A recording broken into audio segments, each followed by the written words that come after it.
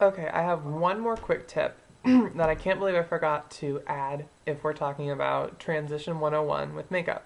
Um, and I'm probably going to throw in a couple things about concealer because I really didn't touch on it much. But concealers are there to cover up blemishes under your foundation. And they come in a lot of different colors, and it really just depends what you're covering up and the color that it is. The secret to concealing things is trying to neutralize the color. And the way you neutralize colors on your face is taking the opposite color. So say you had a red blemish somewhere. The opposite of red is green, and if you put a green concealer over it, it should neutralize the redness.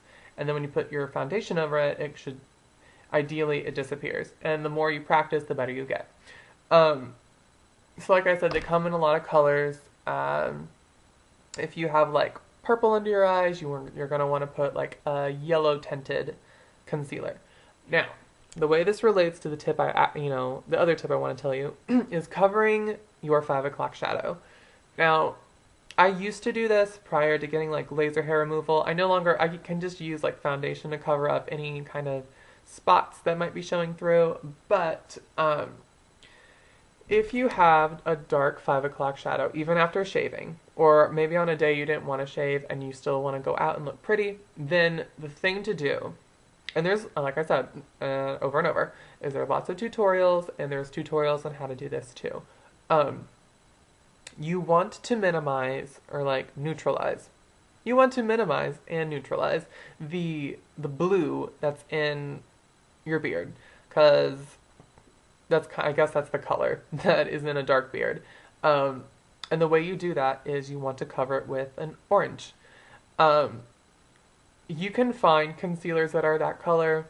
It's a little harder to. You can there's like beard cover up, I think.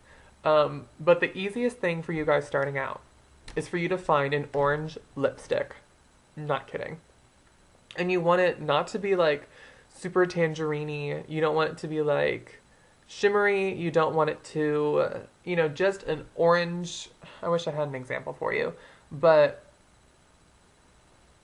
you see this orange over here? That's probably what you want to go with. I know that's not very helpful, but if you just take like that orange and you want to go over like your mustache, put a couple dots of it here, dots of it around here, maybe on your neck, and then just take like a brush or your finger or a sponge and just blend it.